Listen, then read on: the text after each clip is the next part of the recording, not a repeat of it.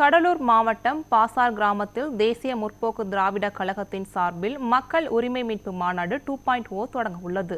இதுகுறித்து நமது செய்தியாளர் வினோத் வழங்கிய கூடுதல் தகவல்களை தற்போது பார்க்கலாம்.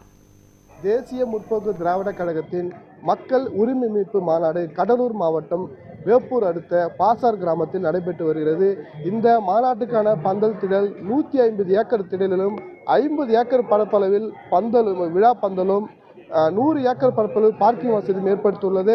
வேப்பூரில் இன்று மாலை நடைபெறும் தேமுதிக மாநாட்டில் சட்டமன்ற தேர்தலில் கட்சி யாருடன் கூட்டணியாக போகிறது என்பதை அறிவிப்பார் என எதிர்பார்க்கப்படுகிறது.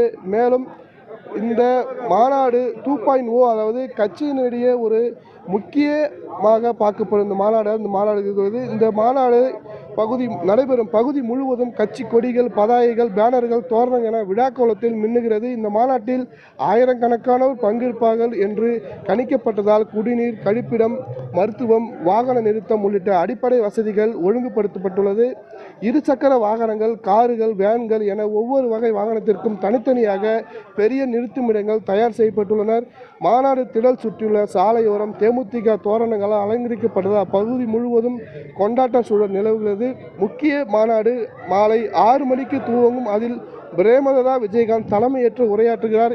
அந்த உரையில் 2026 சட்டமன்ற தேர்தலை முன்னிட்டு தேமுதிக எந்த கூட்டணி இடம்பெறுகிறது என்ற முக்கிய அறிவிப்பை வெளியிடுவார் என கூறப்படுகிறது. கட்சியின் பல மூத்த நிர்வாகிகளும் இன்று நடக்கும் மாநாட்டில் பிரேமலதா தேர்தல் தொடர்பான பல முக்கிய முடிவுகளை அறிவிப்பார் என குறிப்பிட்டுள்ளனர்.